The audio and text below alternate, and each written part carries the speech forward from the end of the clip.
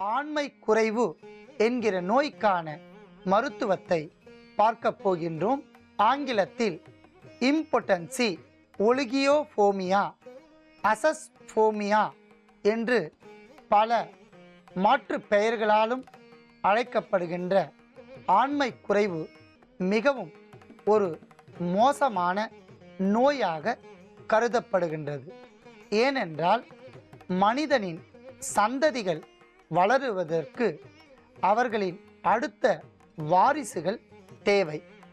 அந்த குழந்தை பாக்கியம் என்று சொல்லக்கூடிய அந்த பாக்கியத்தை தருவதற்கு தடையாக இருக்கின்ற ஆண்மை குறைவு என்கிற நோயை முழுமையாக நீக்குவதற்கான சித்தர்களால் அதிரகசியமாக காக்கப்பட்டு வந்த அற்புதமான ஒரு மருத்துவத்தை நாம் பார்க்கலாம். அதற்கு முன்னதாக ஆண்மை குறைவு ஏற்படுவதற்கான சில அறிவியல் பூர்வமான காரணங்களை நாம் தெரிந்து கொள்ளலாம். ஆண்மை குறைவு ஏற்படுவதற்கான சில காரணங்கள்: தவறான பழக்க வழக்கங்கள், குறிப்பாக மது, போதை வஸ்துக்கள், லகரி வஸ்துக்கள் என்று சொல்லக்கூடிய சிவிங்கம், கஞ்சா, அபின் போன்ற கொடிய போதை பழக்கங்கள் படிப்படியாக நரம்பு தளர்ச்சியை ஏற்படுத்தி நாளடைவில் விந்தணுக்களின் எண்ணிக்கையும் விந்து சுரப்பையும் தடை செய்து ஆண்மை குறைபாட்டை ஏற்படுத்துகின்றன. அடுத்ததாக தவறான உணவு பழக்க வழக்கங்கள்.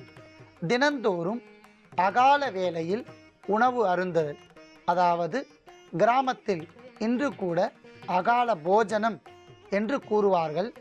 காலை, நண்பகல், இரவு முறையாக இருக்கக்கூடிய உணவு நேரத்தை தவிர்த்து நேரம் கடந்து உணவை சாப்பிட்டு வருவதனாலும், பல்வேறு ரசாயன பொருட்கள் கலந்த உணவுகளை நாம் தொடர்ந்து சாப்பிட்டு வருவதனாலும் உடலில் நரம்பு தளர்ச்சி ஏற்படுத்தப்பட்டு விதைப்பை, டெஸ்டிஸ் என்று சொல்லக்கூடிய விதைப்பையில் நீர் கோர்த்துகின்ற சூழ்நிலை ஏற்படுத்தப்பட்டு ஆண்மைத்தன்மை குறைகின்றன. ஒரு சிலருக்கு நரம்பு தளர்ச்சி என்கிற நோய் ஏற்படுத்தி உணவின் மூலம் அதை சரி செய்ய முடியாமல் ஆண்மை குறைபாடு ஏற்படுகின்றன. ஒரு சிலருக்கு மட்டும் பை ஜீன் என்று சொல்லக்கூடிய பிறப்பிலிருந்து நரம்பு தளர்ச்சியும், விதைப்பை வீக்கம் மற்றும் விதைப்பையில் கிருமிகள் போன்ற காரணங்களால் இந்த ஆண்மை குறைபாடு ஏற்படுகின்றன.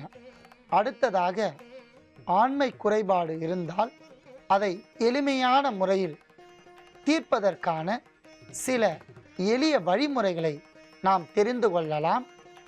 ஏழைகளின் வயாக்ரா என்று அழைக்கப்படுகின்ற முருங்கை மரம் மிக சிறந்த ஆண்மை குறைபாடை.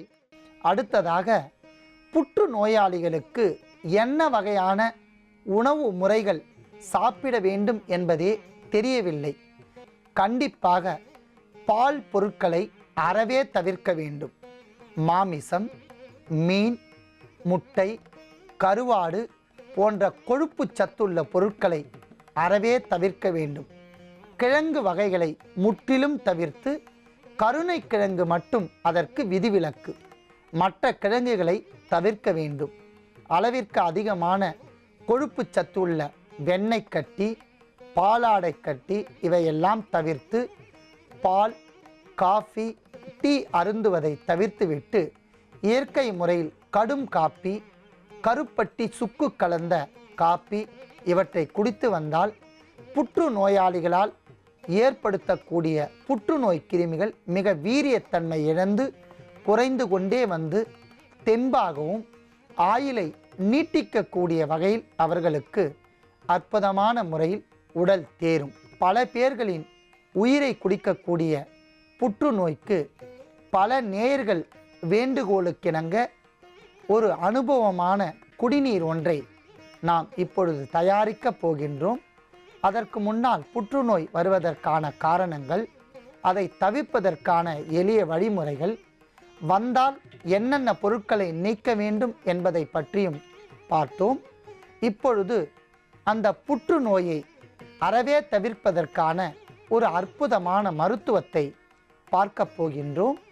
அதற்காக இன்று நாம் எடுத்துக்கொண்ட ஒரு காயகற்ப மூலிகை தூதுவளை. அலர்க்கம், தூதுலம், தூதுவளை என்று சிங்கவல்லி என்று பல பெயர்களால் அழைக்கப்படுகின்ற அற்புதமான ஒரு மூலிகை தூதுவளை.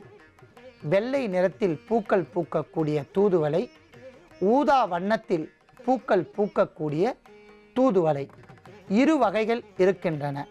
ஒவ்வொரு வகையும் பல 100 மருத்துவங்களுக்கு பயன்படுகின்றன. குறிப்பாக ஊதா வண்ணத்தில் கொத்து கொத்தான சிவப்பு வண்ண பழங்களை காய்த்து கொண்டிருக்கும் அற்புதமான ஒரு மூலிகை தூதுவளை. தூதுவளை மிக சிறந்த கிருமி நாசினி.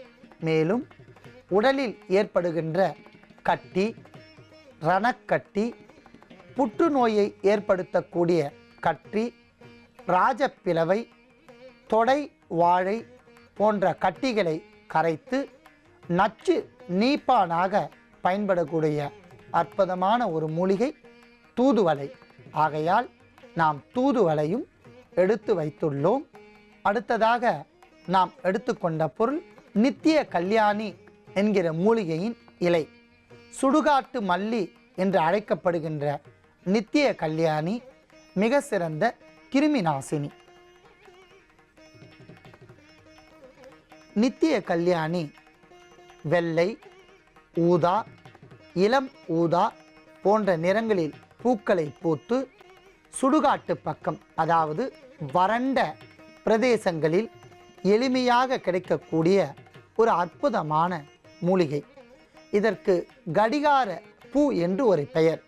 சிறுவர்கள் இந்த பூக்களின் நடுமையில் மகரந்தத்தோடு நரம்பை எடுத்து கடிகாரம் போல் ஒட்டி கொண்டு மணியை பார்ப்பார்கள். ஒரு அற்புதமான ஒரு மூலிகை. இது சர்க்கரை நோய் வராமல் பாதுகாக்கும். புற்றுநோயை ஏற்படுத்தக்கூடிய கிருமிகளை படிப்படியாக கொன்று மார்பக கட்டியை கரைக்கக்கூடிய ஆற்றல் நித்திய கல்யாணி என்கிற மூலிகைக்கு உள்ளது.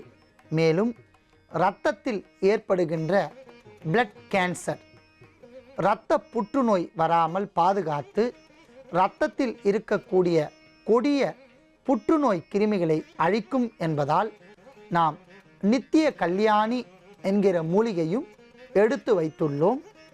பொதுவாகவே சித்தர்கள் ஒவ்வொரு வகையான மூலிகைக்கும் காரணங்களோடு பெயரிட்டு அழைத்து வந்தார்கள். கல்யாணி என்றால் என்றும் நிரந்தரம், நித்திய கல்யாணி என்றால் மரணம் இல்லாமல் தீர்க்க ஆயுசோடு இருப்பதற்கு இந்த மூலிகை பயன்படுகின்றது என்கிற பொருளில் நித்திய கல்யாணி என்கிற பெயரிட்டு அழைத்து வந்தார்கள். ஆகையால் நாம் நித்திய கல்யாணி என்கிற இலையும் எடுத்து வைத்துள்ளோம். அடுத்ததாக நாம் எடுத்துக்கொண்ட பொருள் மரவள்ளிக்கிழங்கின் இலை பொடி. ஆப்பிரிக்கா போன்ற காட்டு பகுதிகளில் அங்கு இருக்கக்கூடிய காட்டுவாசிகளுக்கு புற்றுநோயை ஏற்படுத்தக்கூடிய இரத்த கிருமிகள் இருந்தாலும் அவர்களுக்கு உடலில் அவை தாக்கத்தை ஏற்படுத்தவில்லை.